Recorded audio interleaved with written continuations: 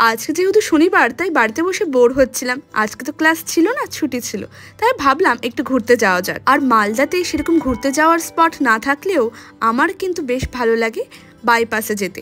যেহেতু সপ্তাহে 5টা দিন আমি ক্লাসেই থাকি, তার জন্য কিন্তু আমি বেশি সময় পাই না ঘোরাঘুরি করার জন্য।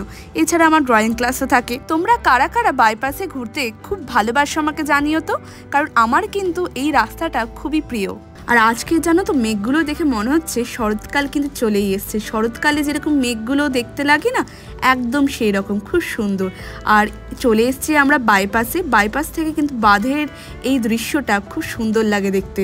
জানো তো এই বাইপাসে আমার একটা মজার ঘটনা ঘটেছিল, তোমাদেরকে বলছি, দাঁড়াও, হয়তো তোমরাও হাসবে। এইখানে যে বসার জায়গাগুলো দেখতে পাচ্ছ, মানে রেলিংগুলো, সেখানে একদিন আমি বসেছিলাম আর হঠাৎ করে দেখছি নড়ছে রেলিংটা।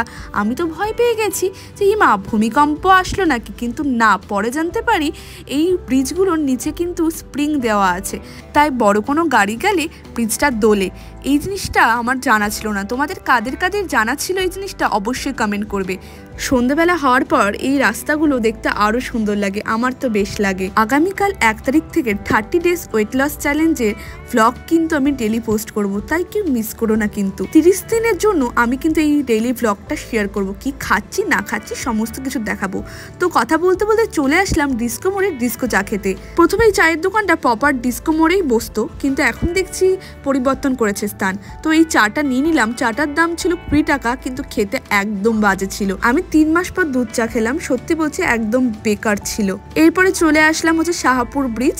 এখানকার দেখছো জলগুলো কিন্তু অনেকটা বেড়ে গেছে, তবুও আগে যেরকম জল বাড়তো এখন কিন্তু সেরকম পরিমাণে জল বাড়ে না। কিছুদিন আগে অবধিও দেখেছি এই ব্রিজে সবাই আড্ডা মারতো, কিন্তু এখন পুলিশরা আড্ডা মারতে দেয় না, এখান থেকে উঠিয়ে দেয়। তো আজকের ব্লগটা এটুকুনি, দেখাবে নতুন কোনো ব্লগে। ততক্ষণের জন্য টাটা বাই। আর আগামীকাল থেকে আমি আমার ডেলি ব্লগ নিয়ে খুব তাড়াতাড়ি আসতে চলেছি।